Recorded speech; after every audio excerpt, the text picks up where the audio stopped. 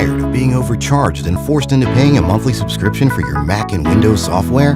Well, if you are, currently we're having a 50% off discount on all the latest Mac and Windows software, such as AutoCAD, SolidWorks, Photoshop, Microsoft Office, and much more.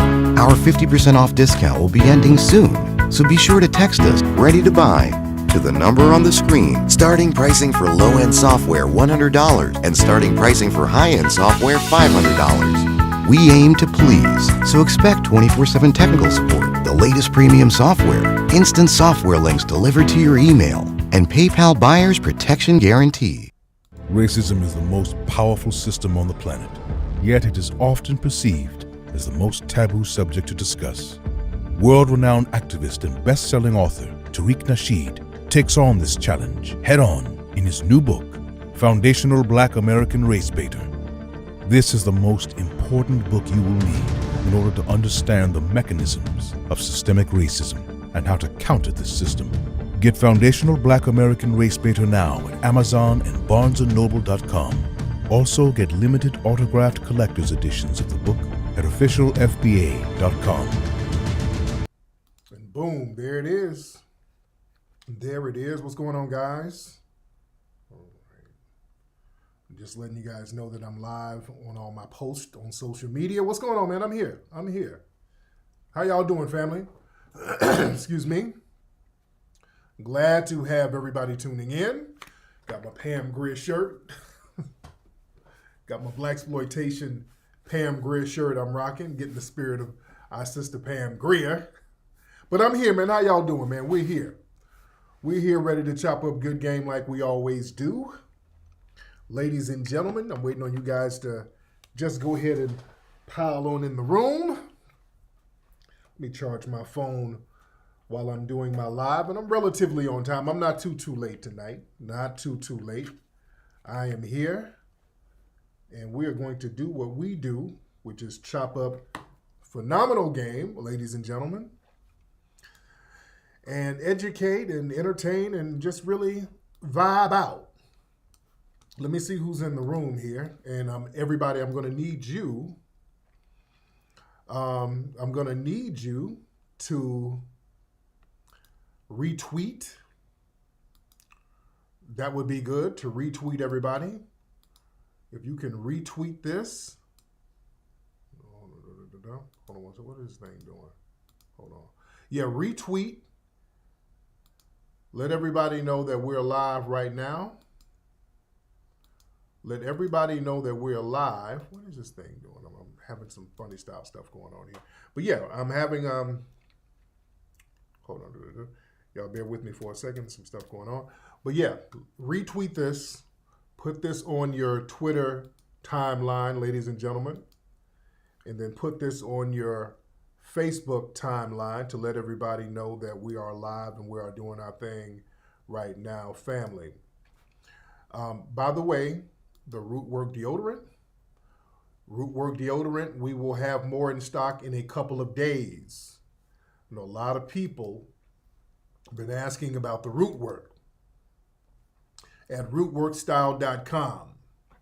We will be stocked up on Rootwork in a couple of days, so we will be back at it, sending the Rootwork out, getting those phenomenal Rootwork packages and the individual deodorants out to the family. People love the Rootwork deodorant, and that's a vibe. And we got more Rootwork products, and we're going to have more scents coming out in a couple of months, ladies and gentlemen. All right, so we're waiting on everybody to pop on in the room. Shout out to all my mods. Shout out to Michael Wharton. What's up, Angela? I see you. What's up, Patricia? Shout out to Patricia Jenkins in the room.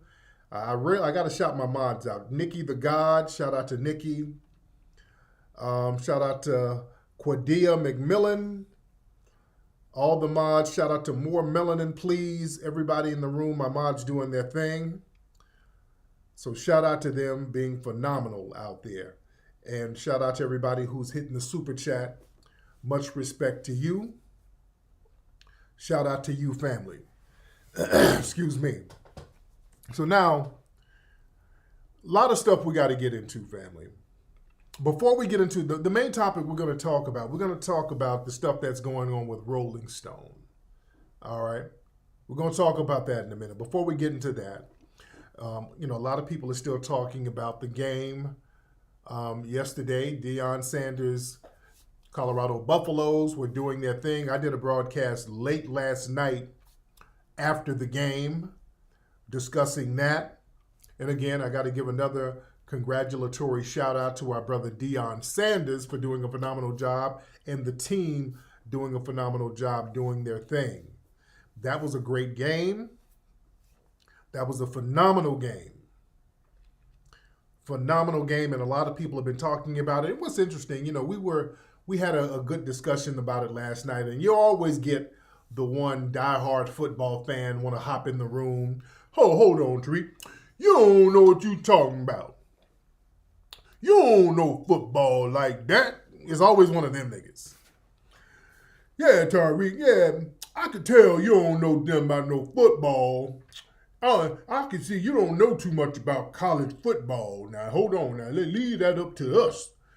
First of all, niggas who talk like that, let's calm down. Let's back it up and remind you, you work at Church's Chicken, all right? You are not actually a football analyst.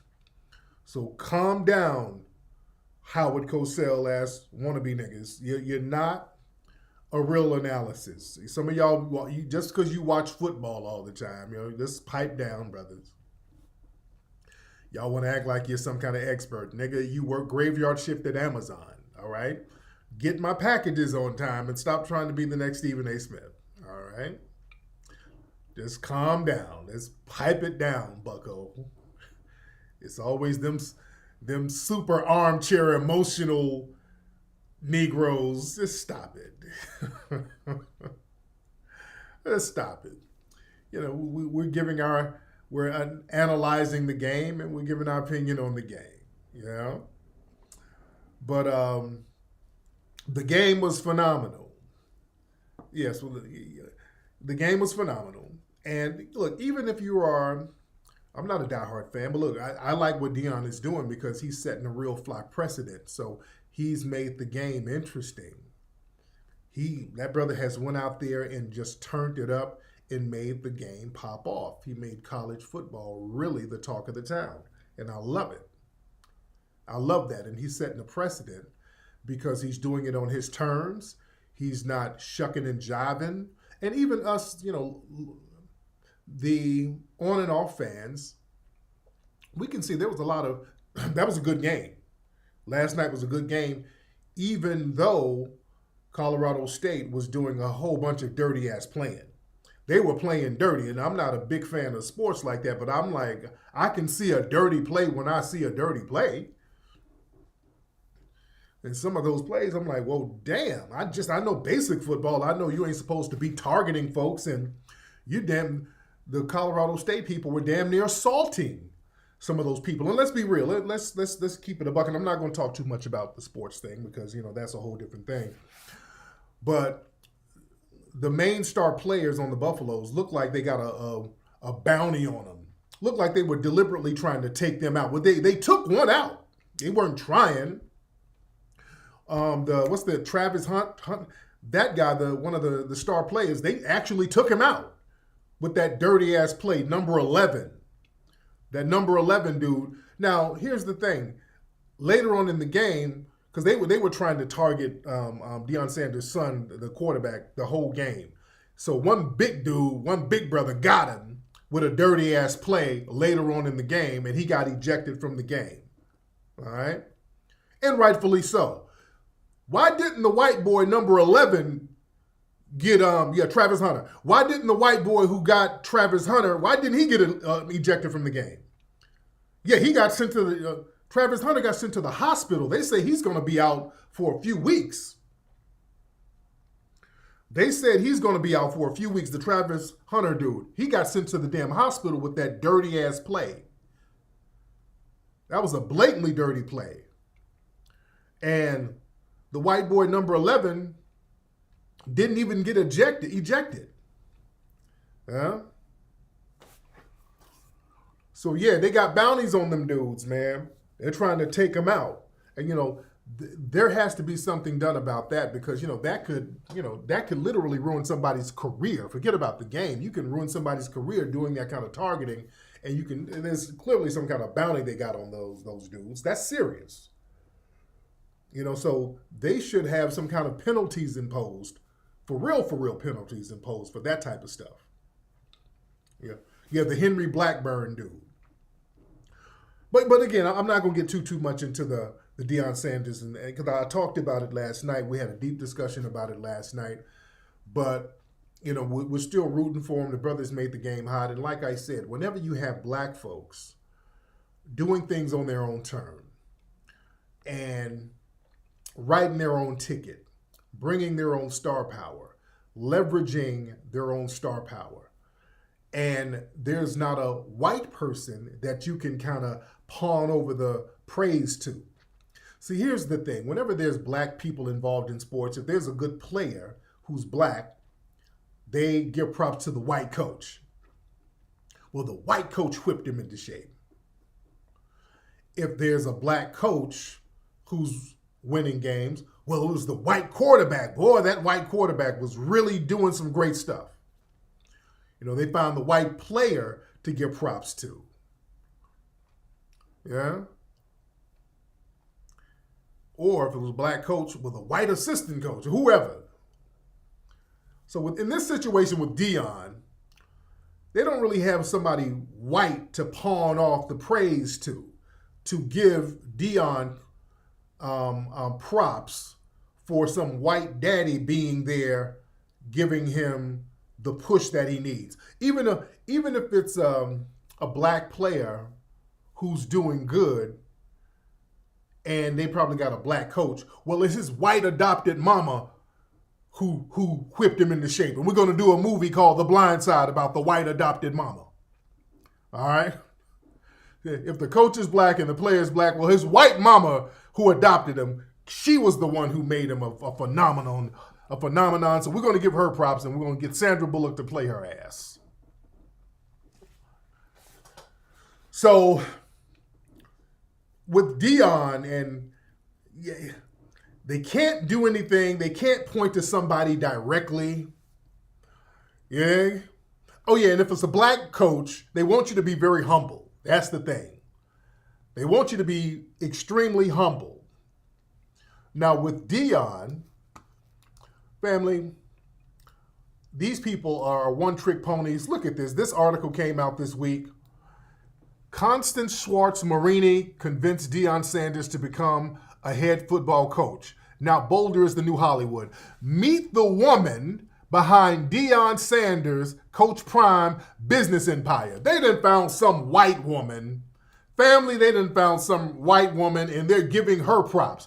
Meet the white woman, basically, behind Deion Sanders' business empire. So now they done found a white woman to give props to. They gotta give somebody white props. It can't just be you on your own. Oh, they can't just do it. It just can't be a black person on their own, man. They just can't.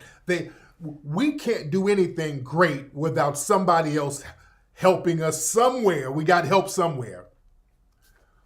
If y'all don't stop. Even Deion's son, aren't they trying to, who are they trying to, is it Brett Favre? They're trying to give kind of Brett Favre props for mentoring the son, right? If I'm not mistaken. Aren't they low-key trying to give Brett Favre some damn props?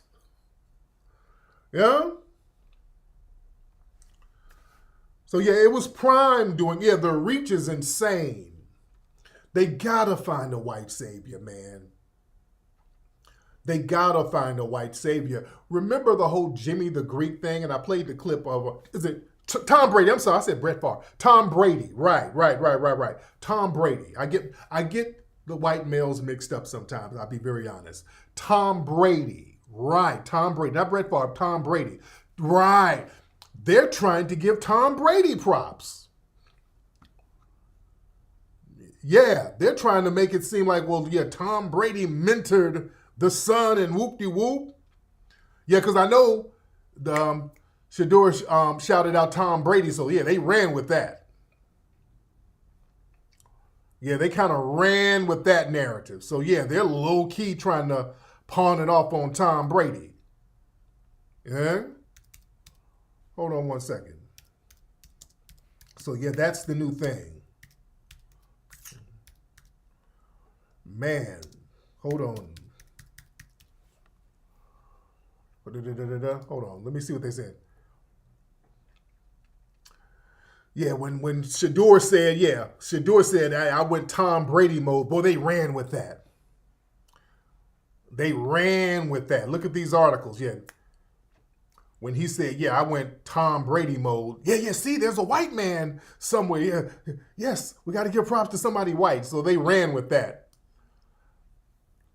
Shador said he went Tom Brady mode. Yeah. So they got to give somebody white props. They got to give somebody... I said Brett Favre. Yeah. So, yeah, it's Deion. It's brother Deion that's really making it pop off. But again, this whole desperate need to give somebody else credit and erase our accomplishments, that's a part of white supremacist culture. That's a part of the culture. And another thing, that goes into the main topic of what we're talking about tonight with Rolling Stone. Now, Rolling Stone magazine, the founder of Rolling Stone magazine, man, he's in a little hot water right now because he's an older white man, and a lot of times when these older suspected white supremacists, when they get up there, they get tired of faking the funk. Jan Winter, that's his name, Jan Winter, he went out here and said the quiet part loud. He said the quiet part loud about Rolling Stone, and this speaks volumes. And a lot of people already knew the vibe of Rolling Stone magazine was very funny style. So now this the founder of Rolling Stone, he's older, he's writing his life memoir. And again, these guys, once they get older, once they done stacked all their money, they got one foot, the grave is coming up pretty soon. So he's like, hell, let me just say how I really feel. What's that white cartoonist who made all that money? Was it the Dilbert cartoonist? I forgot what his name was. But yeah, he got all his money, stacked all his chips, and then got older, got out the game and said, you know what? Black people are the problem. If you see blacks, stay away from them. Blacks are just beating up white. I mean, rent-free, we were rent-free in that man's mind all along. We were just rent-free in that man. We were rent-free in his mind all along. All right? So he got older and said, let me just say Scott Adams, let me just say how I really feel. So when they get older, they just say how they really feel. Let me stop playing games.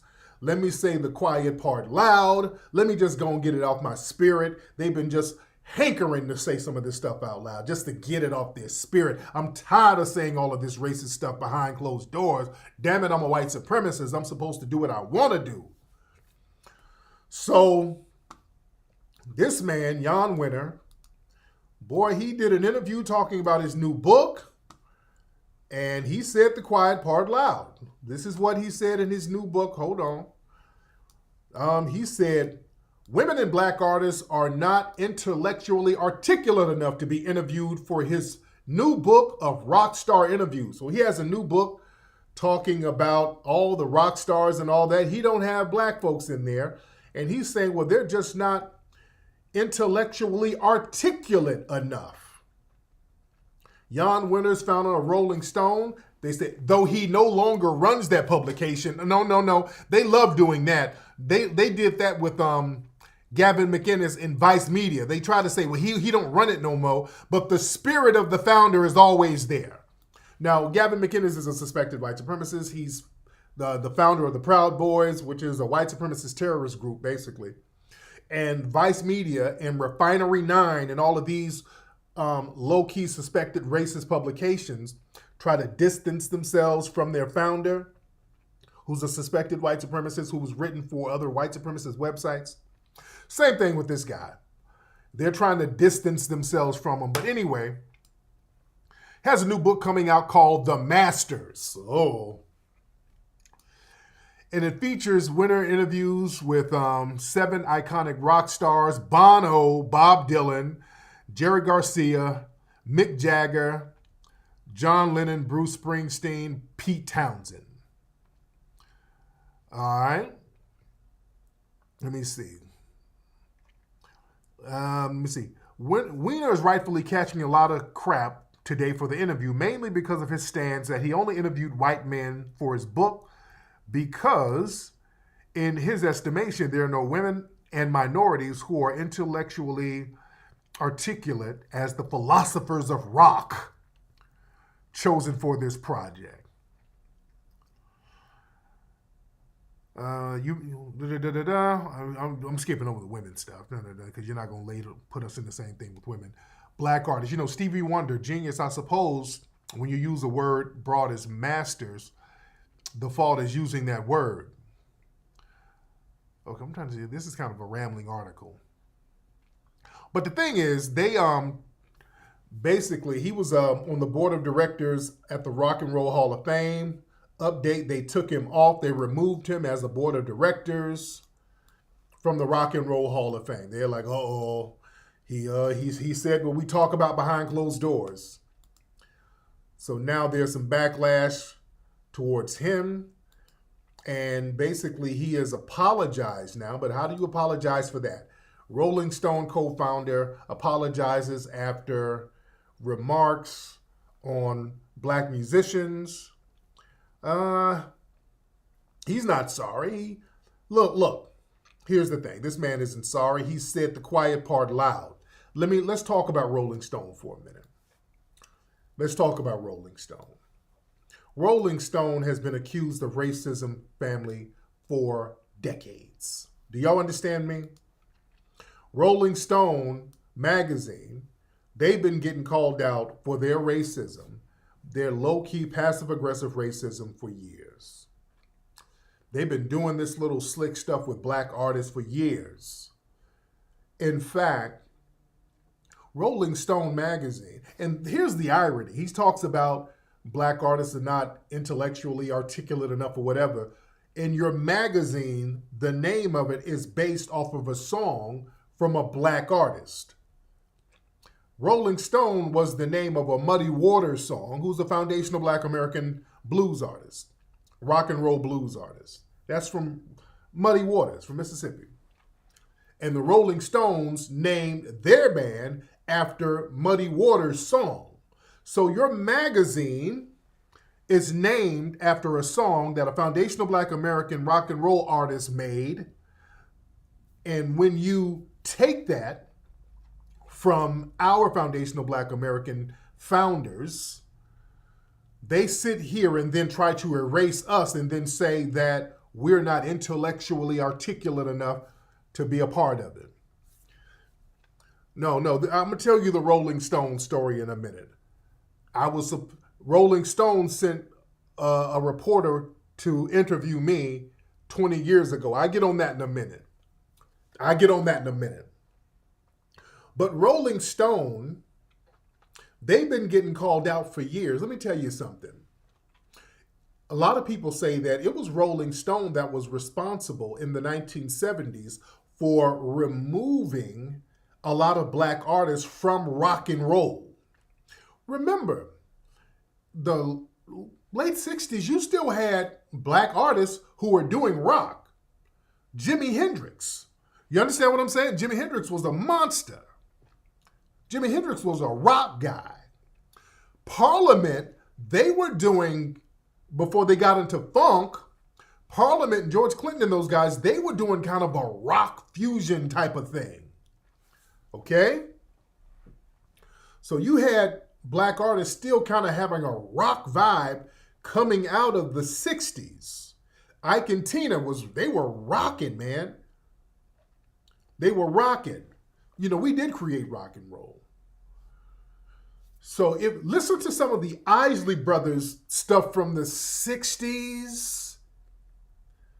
It had a rock vibe. Ernie Isley killing that rock guitar, that distorted guitar. He was killing that. There was still some rock vibes in it. Yes, man. Rolling Stone was responsible for removing a lot of, or partially responsible for, the white corporate structure, the magazines and the media and the radio. They were getting black artists out of the rock genre, putting them into the funk, putting them into the R&B. Yeah, Little Richard, all these people. They were taking us out of the rock genre. You dig? And trying to minimize a lot of black-dominated music. Funk was kind of a niche genre. Hip-hop was just bubbling under. It wasn't a codified genre yet, but it was bubbling in the 70s. But in the 70s, Rolling Stone was very infamous for, a lot of exclusionary things when it came to black artists. Going into the 80s, and MTV took that same template. Remember, MTV, just like Rolling Stone, they weren't really rocking with black artists like that. Rolling Stone was so bad with excluding black artists. Do you know there was a riff with Michael Jackson and Rolling Stone? All right? A lot of folks don't know that, because look at Rolling Stone magazine now. Even with these lists they always have these real weird lists that's so inaccurate. They'll have the Rolling Stone presents the 100 best bass guitar players. They have those kind of lists, and then they'll have people like Flea above Louis Johnson. A little stuff like that. And if you know anything about that, Flea basically took all of his riffs from Louis Johnson. They'll have Louis Johnson as 50 and Flea in the top 20. Little weird ass stuff like that. That white nepotism. Nah. That's why a lot of purists don't take no Rolling Stone charts seriously. You think? They don't take that stuff seriously. Their lists are always real weird. Their lists are always horrible. They list. I saw one bassist list. They had Paul McCartney over Bootsy. It was just, stop it. You know? Oh, they love them some Eric Clapton. Boy, they'll put Eric Clapton. Oh, but yeah, forget about Eminem. Dude, hold on. Where's this thing with Eminem? Hold on. Forget about it. Look, the Eminem, hell, this is their cover. Eminem has been on the cover a gazillion times. Look, and this is Eminem. Rolling Stone said, hell, he's the king of hip hop, according to Rolling Stone. You dig? Rolling Stone said Eminem is the king of hip hop. You see? This is what we're talking about. So Rolling Stone has been real funny style for a very long time. Oh yeah, they had Paul McCartney over Bootsy. Let me find that damn list. They had the 500 best bassists. Hold on. Oh, not 500, but probably like 100 best bassists. Hold on. Hold on 1 second. Let me see. Let me look at that list. The greatest bassist of all, the 50. Okay, they got one list. This is their 50 best bassist of all time. Hold on. Let's look at some of the list here. All right, this is Rolling Stone. This came out in 2020. This is their best bassist of all time. They have Thundercat, who's a great bassist. All right. Kim Deal. Leland Sklar, who I don't know, Peter Hook. These are people in the 40s. Esperanza Spalding. All right, but let me get to some of the higher numbers. Let's get to the top 20. Rick Danko. Verdine White, who's a phenomenal. Verdine White of the legendary Earth, Wind, and Fire. They got him at 19. And Chris Squire over Verdine. All right. Robbie Shakespeare. Charles Hayden. Okay. Donald Duck Dunn from the Booker T and the MGs. Okay. John Paul Jones of Led Zeppelin over Verdine. Okay. Stanley Clarke. Okay, I can rock with Stanley Clarke being 13. They'll throw something in there accurate. They'll put something in there accurate and then throw some total bullshit in it. Okay, Willie Dixon. Okay, a blues man. Phil Lesh from the Grateful Dead. Wait, no, is he from the Grateful Dead? Okay, yeah, from the Grateful Dead. Okay. See, yeah, they'll put something accurate and then throw some bullshit in there. Ron Carter. Hold on. Paul McCartney. Okay. Hold on. Larry Graham. Now that's accurate. They'll put something accurate like Larry Graham. Jack Bruce. No. Over Larry Graham? No. Carol Kay over Larry Graham and Louis Johnson and Verdine? No. Bootsy? Yeah, you got to give it up to Bootsy. Bootsy's number 4. John Entwistle? Okay. Over Bootsy? Come on. All right. Charles Mingus and James Jamerson. He played on a lot of Motown recordings. Okay. So little stuff like that. They'll put something in there that they know they can't go all the way off the wall. Yeah, so they don't even have Louis Johnson in the top 20, which is horse crap. Yeah. So this is why they have to take us out of rock. Yeah, where's Prince? Right. They take us out of rock and then throw us in another genre. Yeah. Yo, those numbers are crazy. Yeah. I'll give Larry Graham number 1 and Bootsy a number 2. Yeah, Bootsy's definitely top 5. Yeah, Rick James. That's another one. They don't even have Rick James in the top 20. Come on. Yeah, Paul McCartney? Man, stop. So again, Rolling Stone, they've been doing this stuff for years, and there was a situation where Jan Winter, he wrote a letter to Michael Jackson. They were talking because Michael wanted to be on the cover. They told Michael no. This is when Michael released Off the Wall. This is a letter from Jan Winter. He said, Dear Norman, this is Michael Jackson's, I think, publicist, Norman Winter. And Jan Winter was like, yeah, Michael Jackson's been on the cover of Rolling Stone, contrary to your statement in your recent letter. We would very much like to do a major piece on Michael Jackson, but I feel it's not a cover story. Okay? This is in 1979. This is Jan Winter saying that Michael Jackson, who became the biggest artist in recorded music history, this dude said that it wasn't a cover story. Yeah, we'll throw him in there. We'll do a little article about him. But yeah, Michael ain't cover story material. And let me tell you something. That actually motivated Michael even more. When they told Michael that, Michael got even more motivated. He said, when I got a new album, I'm about to go hard in the paint. There's a handwritten letter from Michael Jackson. Let me show y'all this letter. This is a letter Michael wrote basically to himself, talking about his motivation. What made Thriller big? I found that when I have a deep reason or anger, I really come through to prove myself, like on Thriller. I hated inequality in the record business. Blacks weren't able to be on MTV, the most watched music show, signs like Disco Sucks all over town. And that's another thing which is true, because disco was dominating and black artists were dominating, so they had to do that whole Disco Sucks thing to denigrate the black artist. The crossover inequality, not being able to be on the cover of white publications, being told, we don't put blacks on our covers. Blacks don't sell. That's what Rolling Stone was saying for a long time.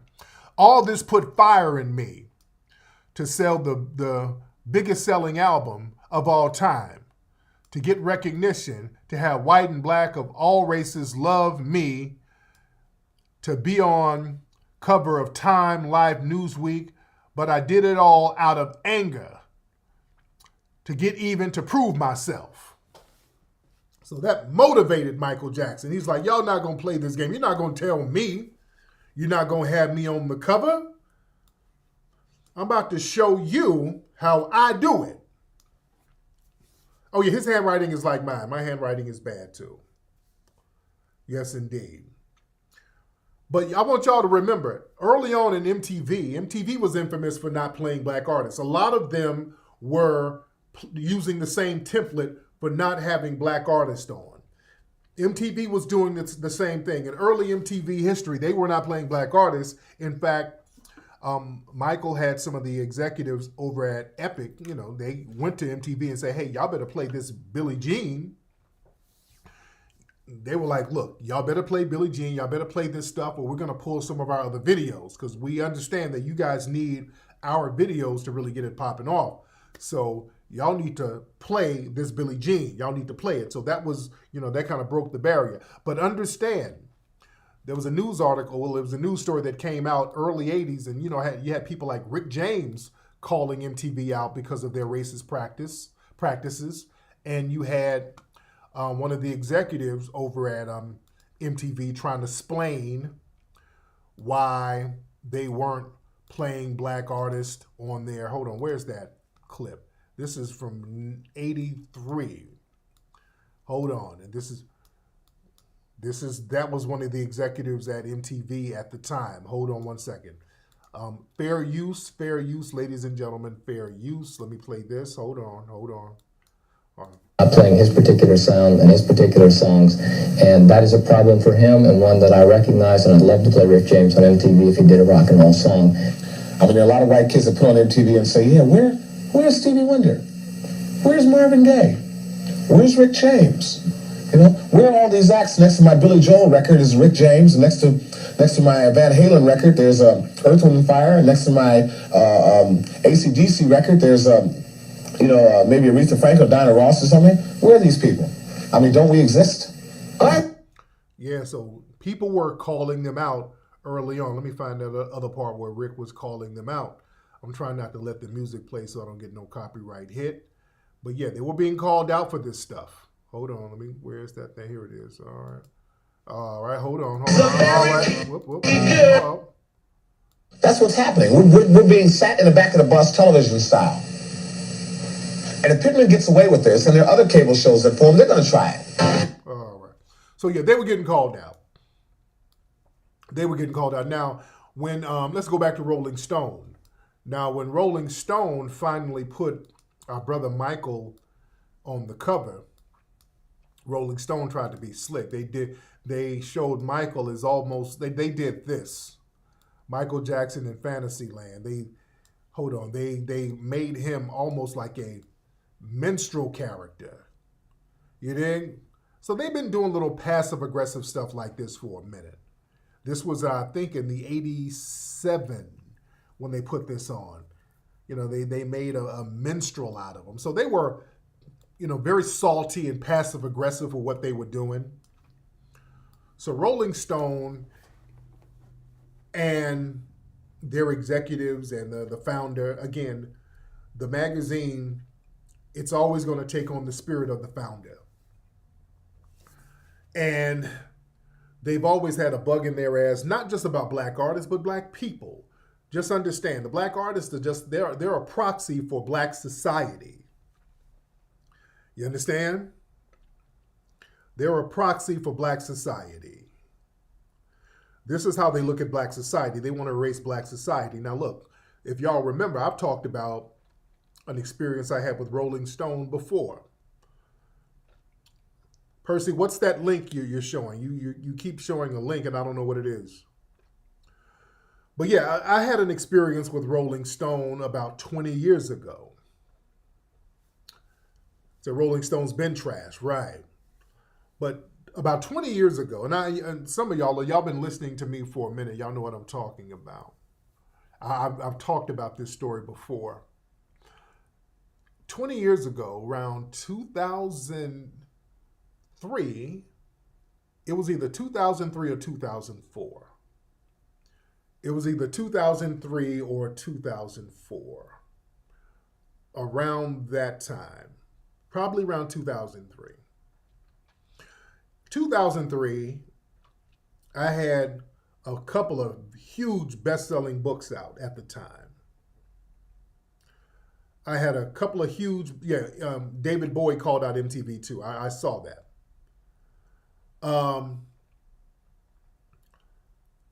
But 2003, I had a book called The Art of Mackin', which was a huge, big-selling book.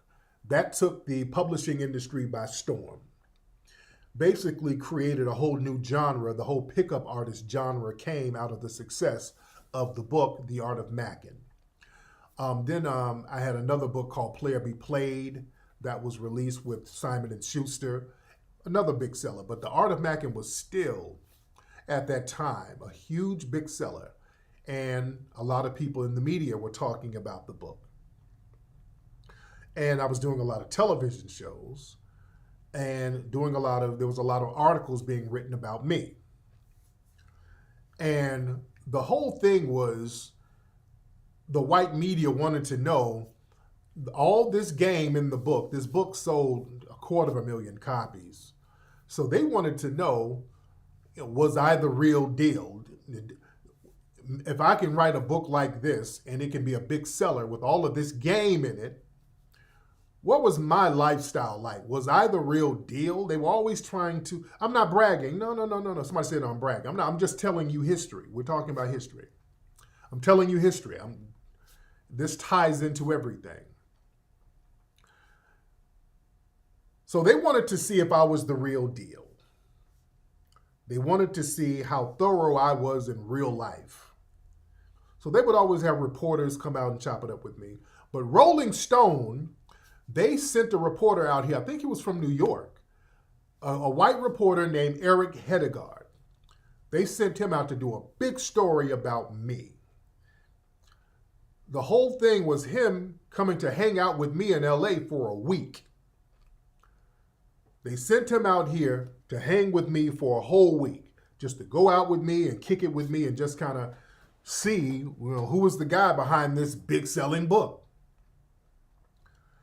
They wanted to, to see if I was some kind of square, if I was some kind of Huggy Bear type of guy. They wanted to see what the real deal was. I think they thought they were going to send the guy out. They thought I was going to be like some kind of weed smoking and drinking Huggy Bear type of dude, probably with a bunch of women laying around and all that stuff. I think they thought that they were going to come out and kick it with me and I was going to be some kind of sleazy type of caricature. I think they thought I was going to be a caricature of what a player is supposed to be. And I think that's the story they wanted to show. Yeah, I think they wanted me to be sitting at the house with a perm, sitting in an apartment with velvet sheets. I really thought they thought that it was going to be something real sleazy with me. They thought that I was going to be somewhere in a velvet room with silk sheets. I think that's the story they wanted to do. They thought I was going to be some kind of stereotype, some kind of loner, holed up in the house. Yeah, they thought I was going to be Jerome or something from Martin. Now, really, that's who they thought. They thought I was going to be like Jerome from Martin. Yeah? That's the story they wanted to portray of me. Right. They wanted me to be some kind of blaxploitation stereotype. That's what they thought I was going to. Yeah, they thought they were going to come and kick it in my house. I'm going to have rollers and women in there cooking turkey sausages. I don't know what they thought I was going to be some nigga with gold teeth. They thought I was going to be some real sleazy character. So they came out to LA and with the guy, Eric Hedegaard, and he's like, look, I just want to, he's like, hey, I just want to see what you do, how you kick it. You just going out and just kind of your everyday thing. So basically, I just let him hang out with me. I just let the guy hang out with me. So, at the time, I'm hella young, I'm single at the time. So, I'm out here getting it in. So, this guy rolls with me everywhere I go. And again, at this time, I still had a lot of street connections at the time. I'm just getting out the street shit, but I'm still connected. So I'm rolling around, and everywhere we go all over LA, just everywhere, just rolling around, and just me doing daily errands. And the reporter saw the level of respect people were showing me. That, for some reason, that shocked him. He's like, wow, these people are just showing you all of this respect like this. Oh, shit, I don't know. I'm just cool with people. Then he started interviewing some of the people I would interact with. Like if I go somewhere, I'm out, we go to a restaurant, and somebody come up to me, hey, what's up, Flax? Woo, woo, woo, woo. And then he'll go interview the person. Hey, my name is Eric Hedegaard. I'm from Rolling Stone. How do you know Tariq? How do you know him? So he was interviewing everybody who was, coming up to me and just chopping it up with me. And people were like, shit. I mean, I just know him. He's a cool dude. He's good people. He's a real thorough dude. So yeah, it was like training day. So this was shocking, this guy, that so many people, everywhere we went, everybody was just showing mad respect. I wasn't no sleazy type of nigga. Everybody was showing mad respect. And then he was like, let's go out to some clubs and stuff. I said, all right, pick a club. Just pick something. Yeah, I mean, we were everywhere. We were hanging out at Hollywood Boulevard and, just hanging out at night. And then we started going to different clubs. And, I had my partners, all my player partners with me, and we just doing what we do. And he was seeing the reaction of the women. We were chopping it up with women, doing how we do. We go to the club, we get us a little booth, and we just have a bunch of women around chopping it up. And he's like, oh my God, what the fuck? He was like blown away that all the stuff in the book, we were doing this stuff. We were doing all of this stuff. It's not a gimmick. This wasn't a gimmick. So he was interviewing some of the women that was kicking it with us. These are, we go to the club, me and my partners, we start chopping it up. Ladies, come on, sit down, have a seat. Whoop-de-whoop. We're chopping it up, and then he's interviewing some of the women. So, my name is Eric Hedegaard. I'm from Rolling Stone. So you just met Tariq, right? Yeah, I just met him. So, yeah, what do you think about him? What do you think about him? He's cool. I like him. What do you want me to say? Shit. What did he say to you? And then they kind of start freaking the girls out a little bit. So, and he was doing this just kind of, it was weird, but I get where he was coming from. He's trying to get a story. But he was flabbergasted by it. It was like, is this nigga doing some kind of magic? No. This was foreign to him, just dudes, me and my partners, we just got mouthpieces, we're just chilling, we just hollering at the ladies, and they're cooperating with the vibe. Yeah, it's like, are you being trafficked? Is he trafficking you? No, it's that type of thing. Did he slip you a Mickey? What? And I'm like, nigga, it's just straight game, dude. It's just straight game. Dude, it was funny. He was interviewing the women we were macking to. He would pull them to the side and kind of interview them. It was blowing him away. He was just flabbergasted by it. And I remember one lady, some chick I met, just chopping it up with her. She was kind of hanging out, kicking it with us. And he pulled her to the side. And so, yeah, so you're talking to Tariq. Yeah, I'm doing an article about Tariq. And, what kind of guys do you like? So, shit, I like dudes like him. Oh, wow. What do you like about him? He seems confident. He seems cool. I like his conversation. Oh, God. Wow. What did he say to you? Like, he's just really, this white man is soaking up all this stuff.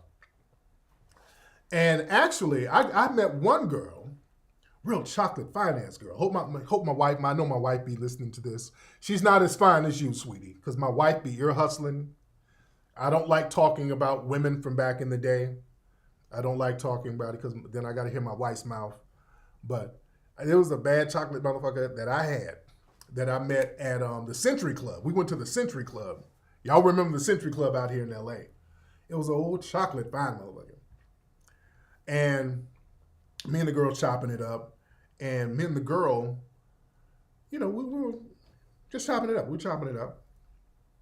And then he asked about the girl. Like a day or so after I met one of these girls at one of the clubs. He's like, yeah, what about the girl, the real exotic girl with the long hair.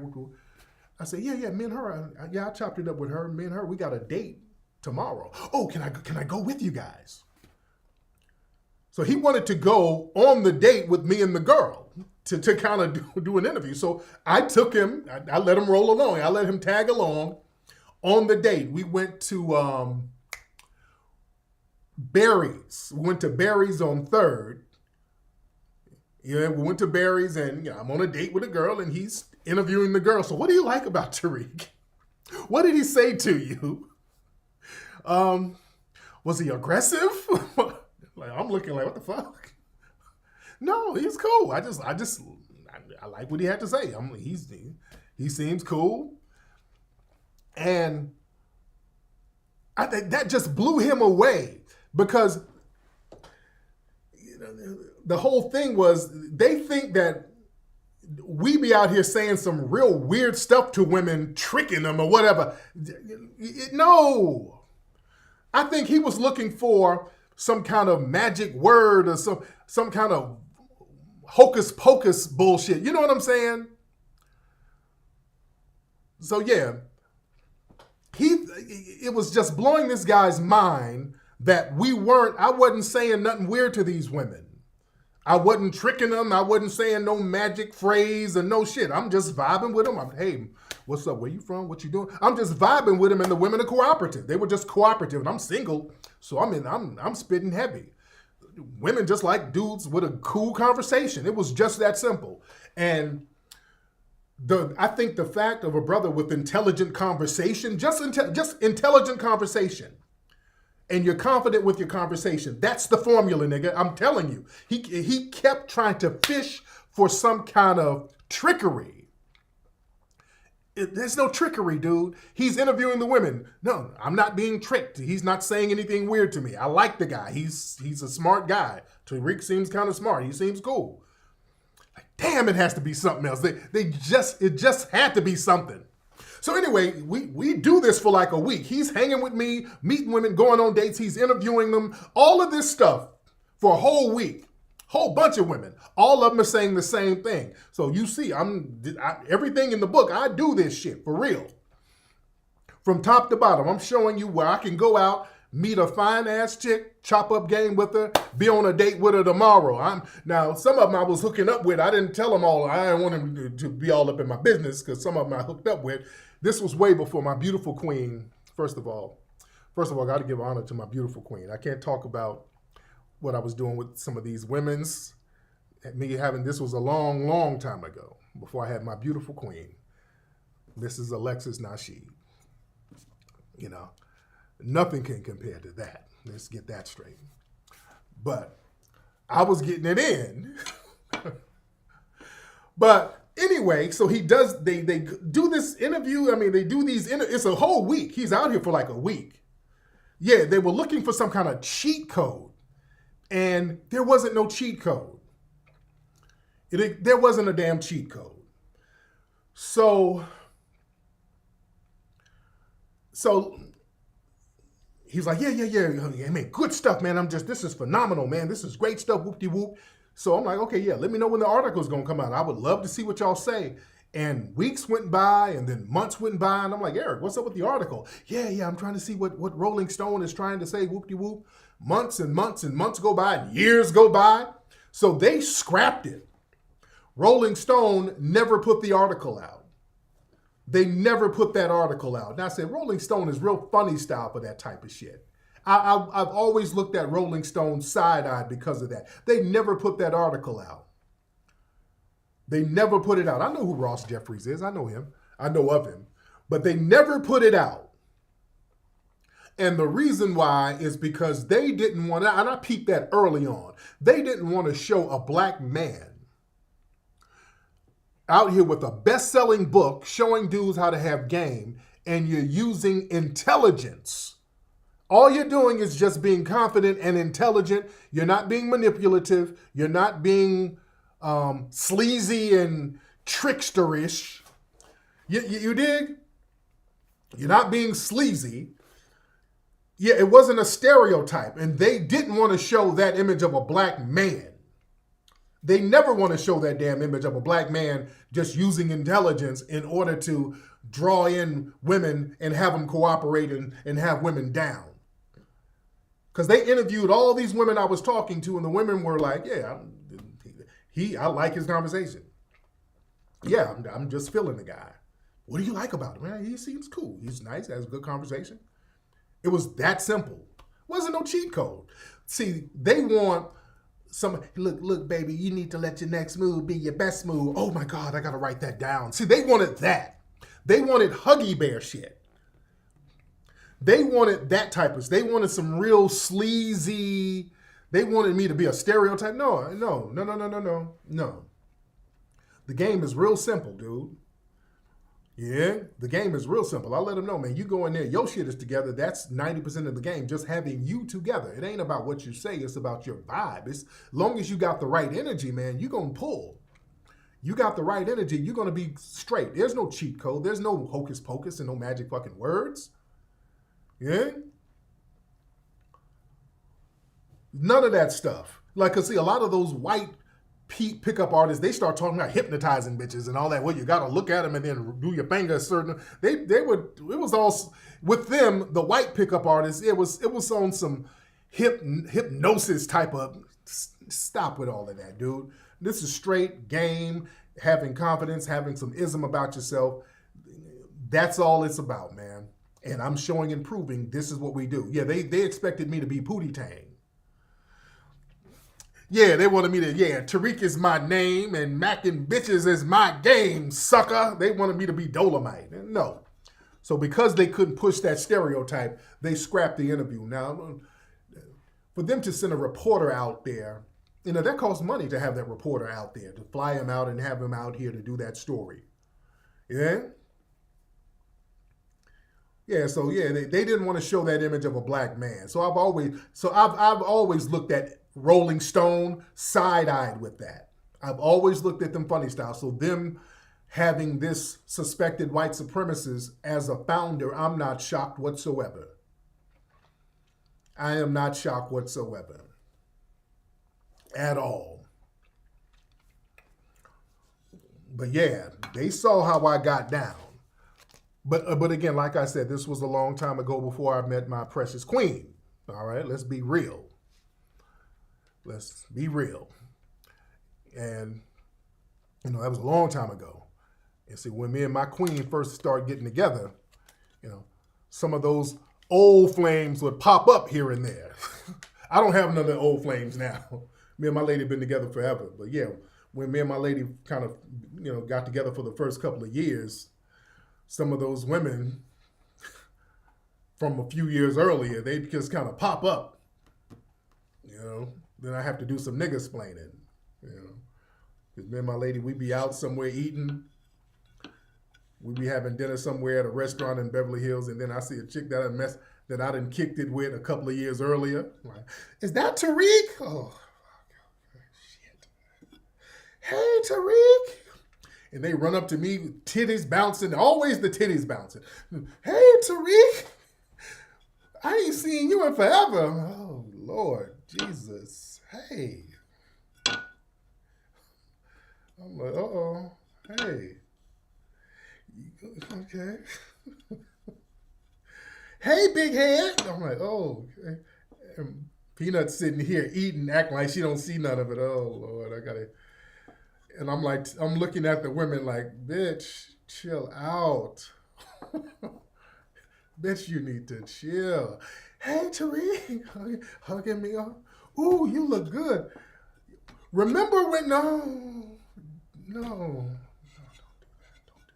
don't do that. I don't remember shit. No. You about to get me in good trouble. I don't remember nothing. No, the last time I seen you when we went to Cancun and Peanut, they say some shit. Peanut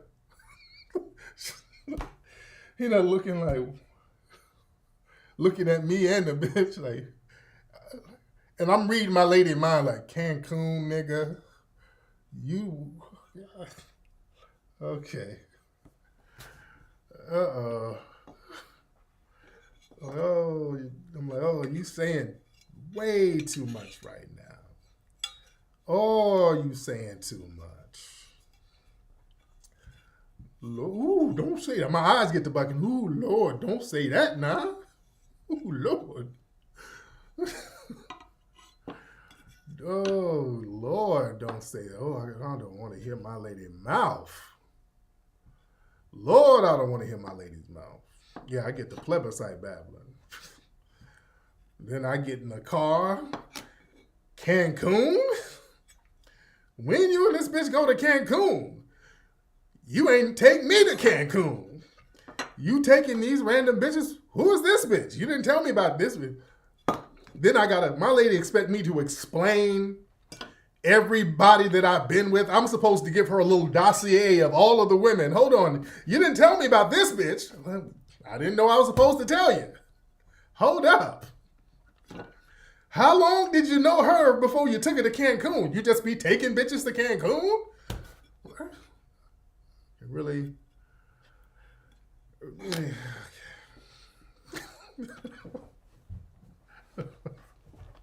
Lord. I gotta start explaining what airline did y'all take? Oh Lord, now I gotta tell my lady all the damn details. What hotel did y'all stay at? I don't remember. Was it an all-inclusive? Did you feed the bitch? I mean, what was it? I mean, you taking bitches all out. I mean, damn, did she eat good? I mean, damn. I don't remember. I don't even remember shit. I don't remember. You think you remember everything else? You remember the titties jiggling on this bitch. She's all jiggling. This is a jiggling bitch. Was she jiggling on the plane?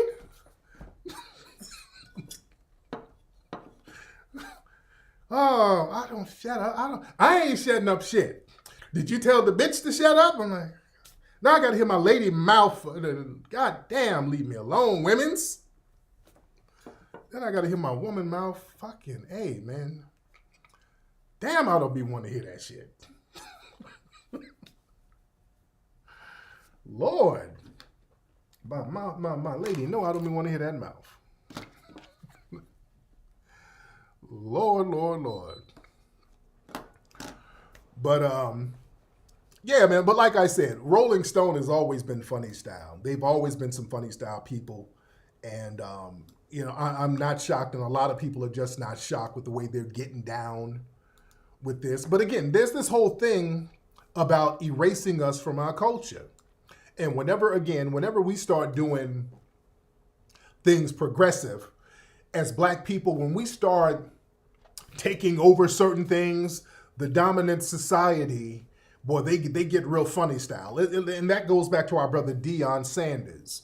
With Deion, this brother's making power moves. That brother has his kids making power moves. He's looking out for his own family. I like the fact that he's made it a family affair. He's setting a precedent on how Black fathers should look out for their sons. See, this is another thing they don't like too. They don't like them Black fathers being out here making these kind of moves, and you're setting up that generational wealth and you're building a brand for your children. You see, that's why they love single mothers, so that white daddy can come in and be the savior and then flip the game and then screw the Black male players out of all of their resources.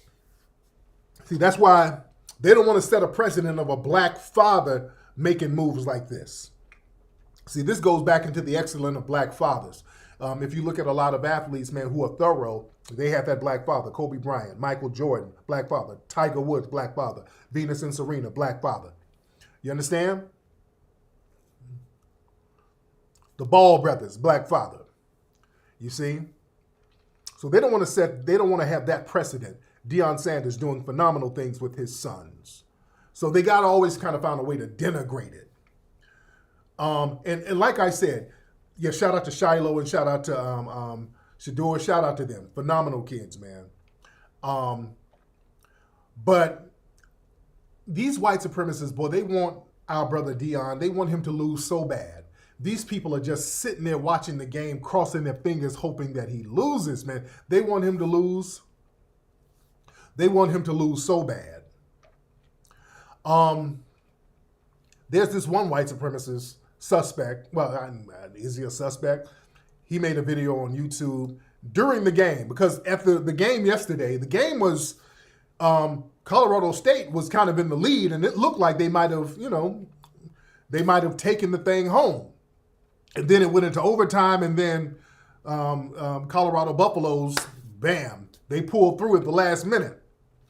But when it was looking like Deion's team was about to lose, some of these white supremacists, boy, they started trying to take a little victory lap. Some of these white supremacists, they tried to take them a little victory lap, but they took it too soon. All right?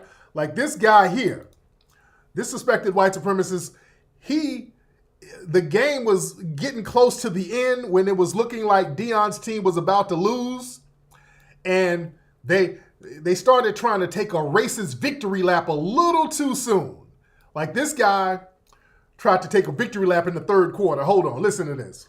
You know, maybe if Coach Prime didn't have MTV raps in the locker room before the game, at halftime, after the game, maybe they'd be in control of this game instead of getting beat like a drum. I mean, it's flat out embarrassing. He's running the fucking MTV, got Fab Five Freddy, whatever the fuck it is, Flavor Flav. What an embarrassment. This clown talks a good game. He's got fucking MTV raps in the locker room. He ain't no coach. That's not a football program. That's an MTV house party, MTV raps. It's an embarrassment, it's an abomination, and it's a liability. Don't send your kids there. If you send your kid to Deion Sanders, he's going to come out wearing a hunk of gold chain. He ain't getting a job. He ain't even getting a fucking diploma. He's going to get himself a criminal record hanging out with Deion Sanders and his Fab Five Freddy, MTV rap. Go, go, go, go. Okay, so salty white supremacists had to eat egg with quiche because Deion pulled through at the last minute and actually won the game. So they took their victory laps too early with your old, corny, outdated stereotypes. That's one thing about white supremacists. Your stereotypes are always outdated. You're very out of the loop and out of touch. You're out of touch with reality. The brother came through and you're still sitting there salty with janky meth teeth. Yeah? So yeah, y'all wanted to take a victory lap so bad against Deion, but nah. And that's why you're mad. That's why you're hating. But shout out to Prime. I love it. Love what that brother's doing. Absolutely love it. Oh yeah, shout out to our brother Othel Wallace down there in Florida. Our brother Othel Wallace, he was on trial. They were going to try to get him on, was it first degree murder or something like that? Because there was a situation where Othel Wallace was at home at his apartment complex getting out of his car, and a suspected race soldier just walked up to him like, hey, what are you doing? Hey, what are you doing? And Othel was like, hey, what's going on? Hey, you stay right here. And the guy was trying to detain Othel, brother Ozone. And he was like, hey, what's this about? And the guy didn't say, the race soldier, suspected race soldier, didn't say why he was trying to detain him. He just walked up on him out the blue as if he was trying to ambush him. He looked like he was trying to ambush brother Ozone. And Ozone saw the suspected race soldier going for his gun, so Ozone went for his and got the guy and shot him in the head and killed him. And there was a manhunt for Ozone, so they were going to try to have first degree murder, but they took that off the table. The jury said no. I think the charge is it like manslaughter, something like that, and possession of a weapon. So it's lesser charge. So he's not going to get the death penalty. The jury, kind of deliberated and, they saw what was going on. So now that they're not going to have the death penalty, boy, you have some of the suspected white supremacists very upset. Oh, God, this is a war on cops. Oh, this is a horrible verdict. Oh, my God, this is a horrible. No, this is a correct verdict. This is a correct verdict. No. Our brother Ozone was defending the Constitution. Yes, a manslaughter and weapons possession. Ozone, Brother Opal Wallace, was upholding the Constitution. You have a right, to be free to walk and do your regular everyday business without being detained unjustly. And that man wasn't accused. They tried to frame it as a traffic stop. It wasn't a traffic stop. That man was coming home. And even with the gun possession, you leaving your car, taking your gun in the house, how is that possession of a gun if you're trying to get the gun from your car to your house? It looked like the guy, the suspected race soldier, was trying to ambush Brother Ozone, and he didn't let himself be ambushed. So Ozone defended himself like the Cliven Bundys and all of those people defend themselves from a tyrannical, authoritarian regime. You understand?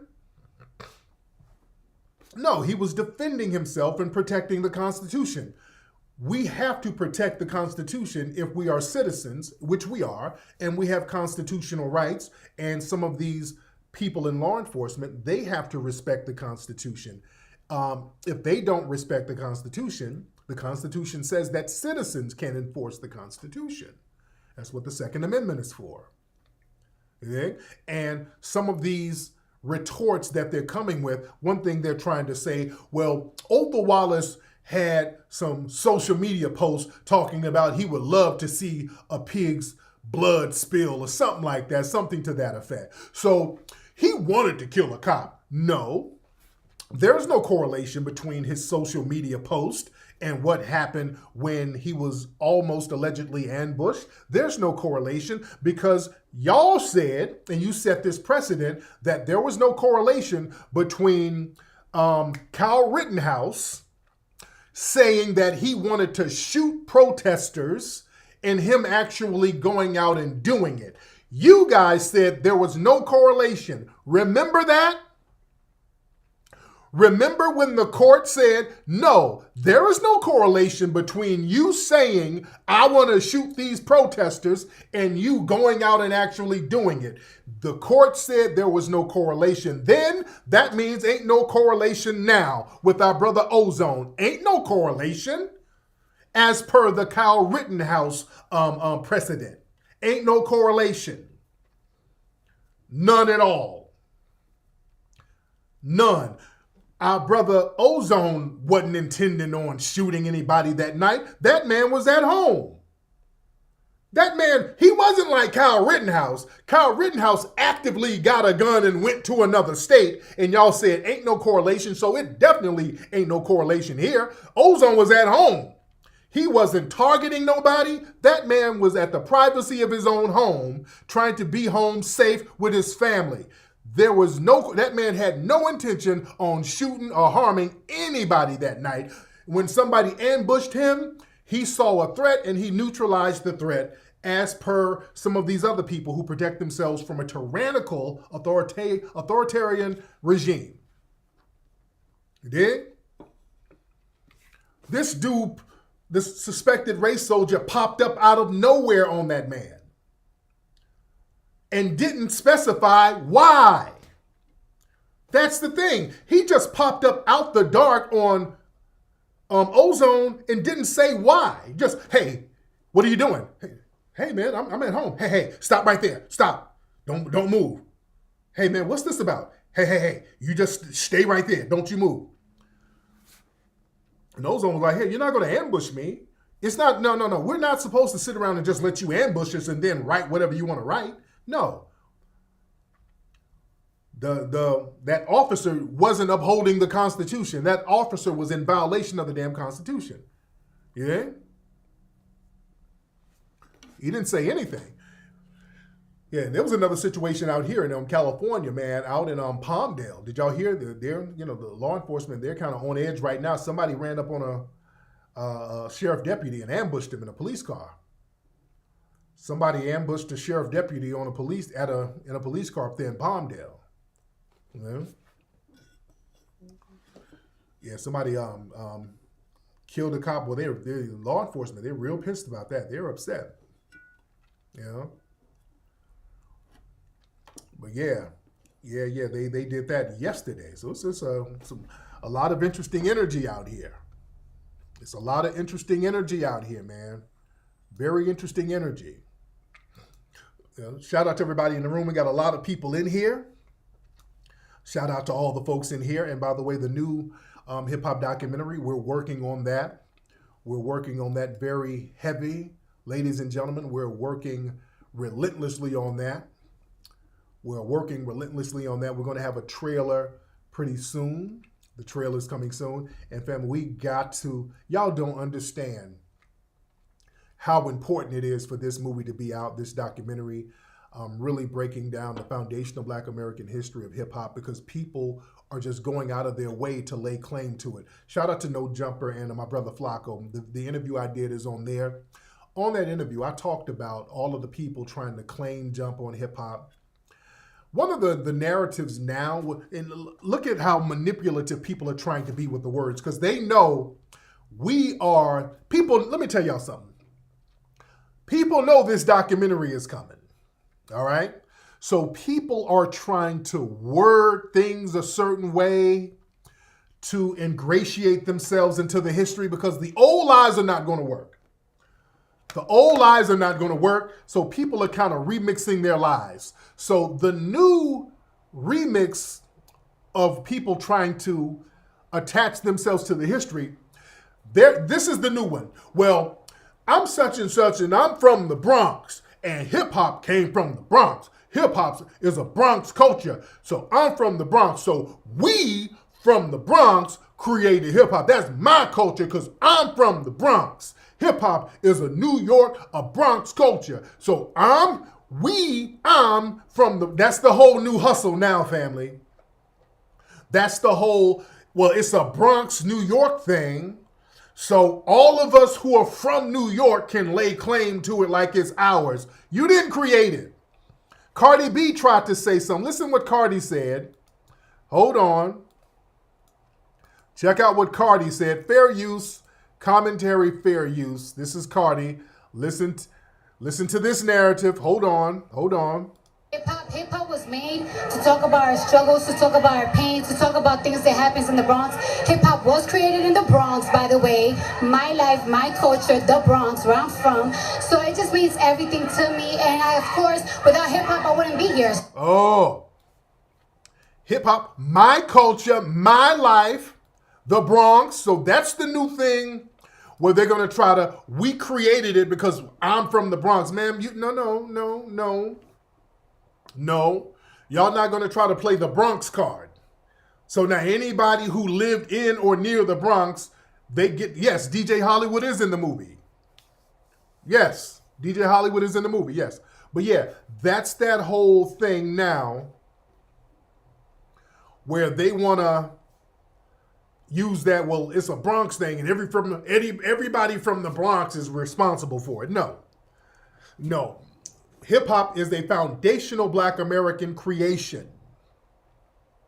Because when I was on No Jumper, and I did the interview weeks ago, but it just came out, I told people, the new hustle, now you got Asians who gonna start claiming that they created hip-hop too. If everybody else can lie, they're like, hell, why can't we lie? I told people, you're going to have Asians coming out here talking about how they are responsible for the creation of hip hop. And I submit to you, Exhibit 1, Exhibit A. All right, this is China Mac, an Asian, is he a rapper? What does China Mac do? This is China Mac talking about hip hop. And I'm not taking that from the black people. Hip hop is a black culture. But let me say before, but hip hop was hip hop was made in New York fucking City. New York City, the Bronx. Hip hop is a New York culture. Before you say any of that, hip hop is a New York culture because we the ones. New York was the first ones to do hip hop. It formulated in New York City. What do you mean we are the first ones that, no. When you start speaking French, you better the hell out of here. No, ain't no we, brother. Ain't no we. What you mean we? We where? Man, if you don't sit your ass down somewhere, this is why, boy, this is why this is important for this film that we're doing. This nonsense right here, people are just getting bold. We?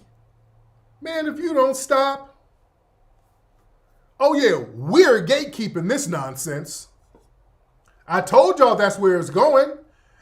If one group can lie and they see them lying, hell, why can't we lie? Why, hell, let us lie too. I'm telling you, they've been trying to put the Asians in on the lie. And well, y'all got Wu-Tang Clan and stuff from us, and the karate movies, y'all were learning breakdancing from the karate movies. Yeah, they've been trying to slip themselves into it too. Yeah? We should have been doing some straightening a long time ago, family. Y'all don't know how important this film is that we're doing. I cannot stress the importance, ladies and gentlemen. Y'all don't know, I've been working around the clock on this film. We have been working around the clock on this film, ladies and gentlemen. Because the thing is with the Caribbeans, we let them get a pass because they were black, and oftentimes they are used as Trojan horses. And I keep telling people, this is why with the reparations thing, we can't let people in just because they black and just bring them in because they black, because that Trojan horses everybody else in. That's why everybody's claiming hip hop now, claiming that they created it. Because we let the Caribbeans lie and say they created it for a long time. We let that lie go on. And then they Trojan horsed in the Latinos. The Latinos they're Trojan horsing in the Asians. You see? We should have been gatekeeping that. Better late than never.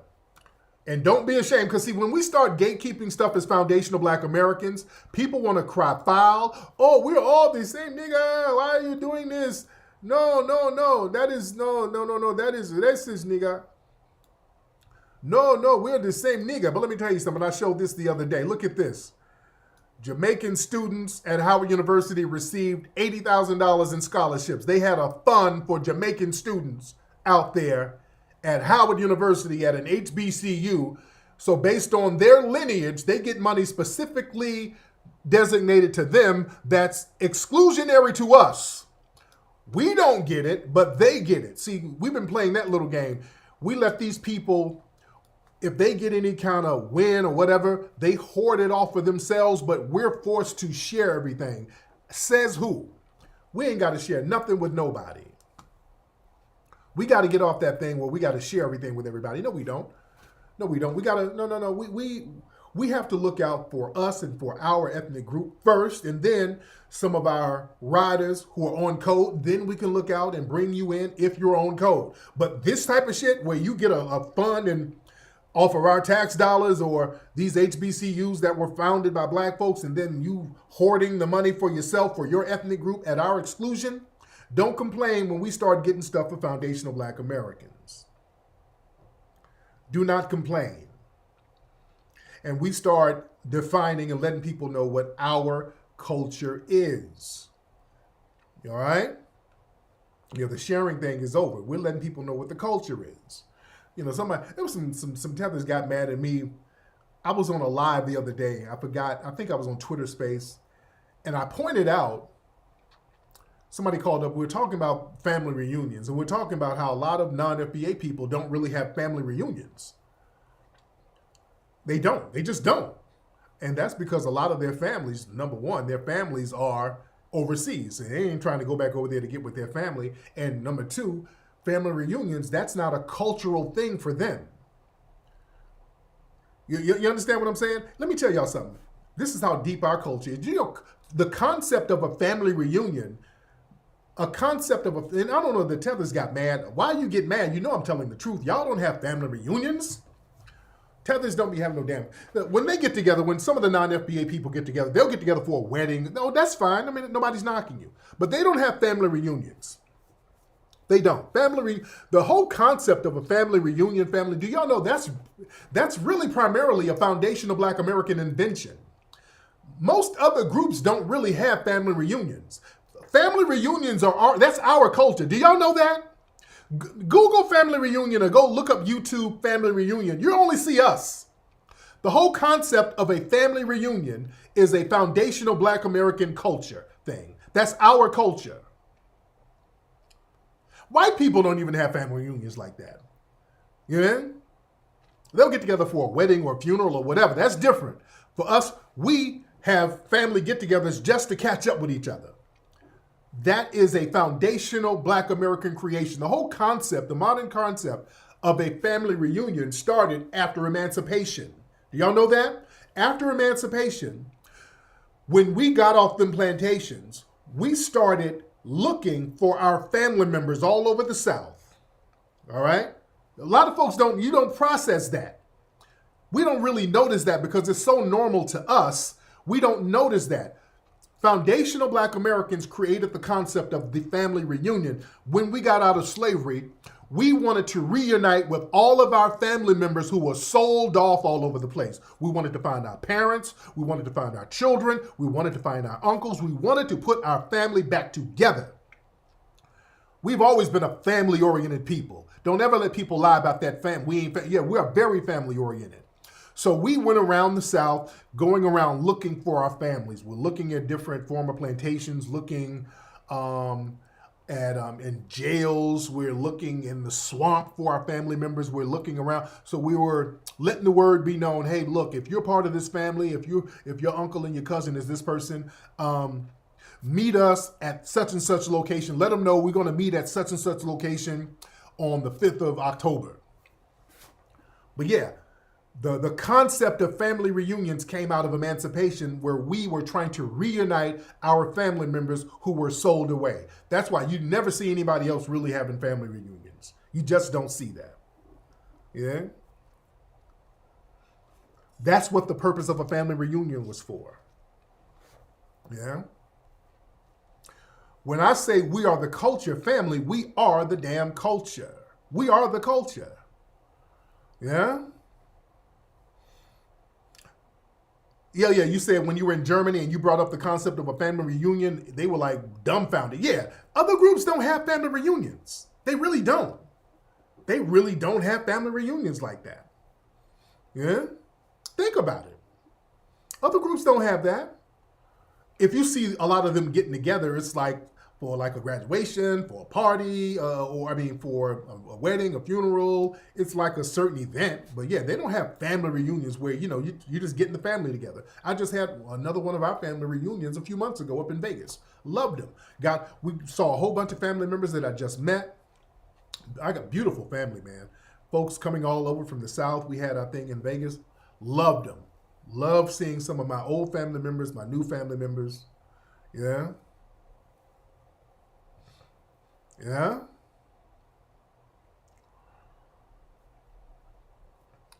You see?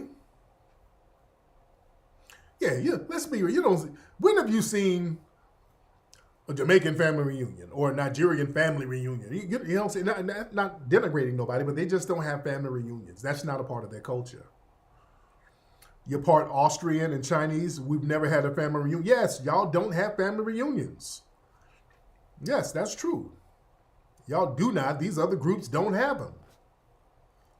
Yeah?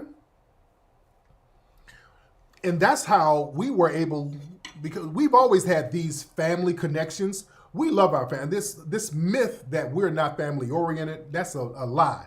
We always have connections, especially back in the day. And even now, we still do now with our cousins, even before the internet. That's why we were able to get dances that would spread all over the country. We were the only ones that were creating these dance crazes that were not seen on television. They would start a dance in like a Detroit or Toledo, Ohio, or New York or whatever, and in about 2 or 3 weeks, that same dance would be down south somewhere. Because we connected with our family. We'd always go back and forth.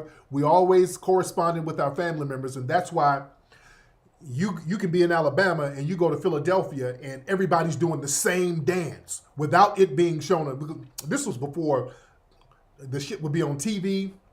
just word of mouth. And that was because of the family connections. Think about it. Look, when we have family reunions, if you were from the North or if you were from the South and y'all, the family went down South or they met up in the North or whatever, and when I lived in Alabama, I would have my cousins from Detroit and Cleveland and the Ohios and all that stuff. They'd come down all the time. They would show us the new dances they were doing up there. We show them the dances we're doing down there. We trade dances, and then we start doing the dances. Yeah? They bring the Smurf and the German Smurf. Remember the German Smurf? There was a dance out of Detroit called the German Smurf. There was a Smurf. We were doing the Smurf. In Detroit, they created something called the German Smurf. Early 80s. There was a dance called the German Smurf that came directly out of Detroit. A dude from Detroit created a dance called the German Smurf, and then we were doing the damn German Smurf down in Birmingham. Yeah? So all those dances would go back and forth. Yeah? So yeah, we always had those connections.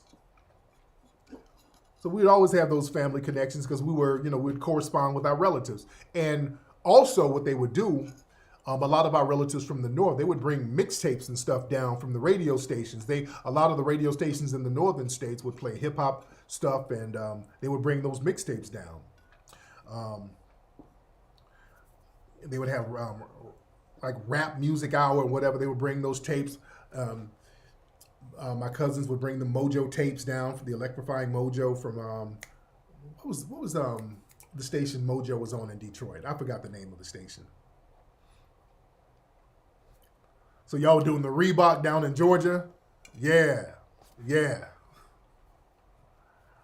So yeah, man, we had those family connections and we were getting it in. We had those family connections and we were getting it in. So, we've always had that. And that's a part of the foundation of Black American culture. But, yeah, man, us gatekeeping and wrapping ourselves and wrapping our identity around our lineage, ain't nothing wrong with that.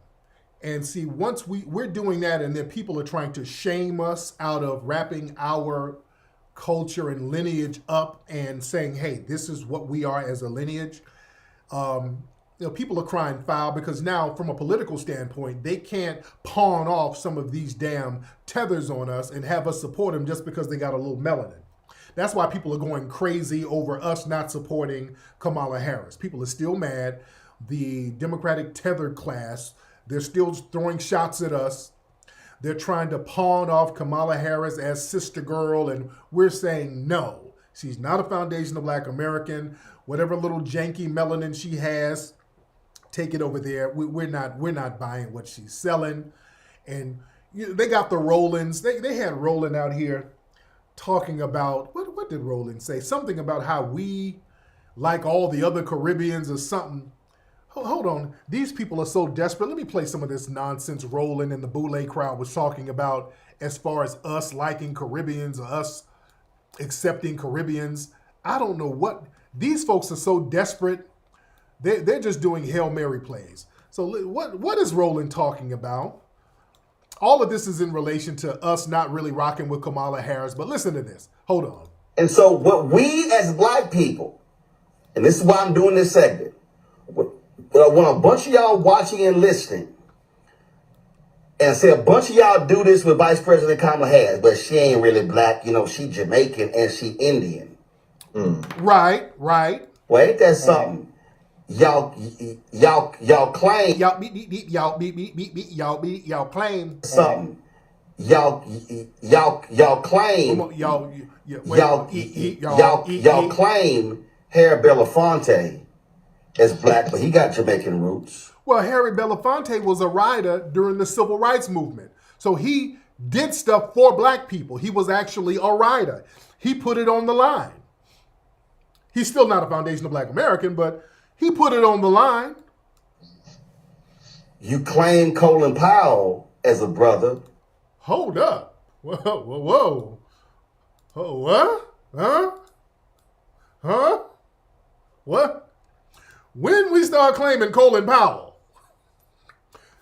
Which one of y'all claimed Colin Powell? You lost me on that one. When did y'all start? He's not talking about me. Did y'all start claiming Colin Powell? Who claimed Colin Powell?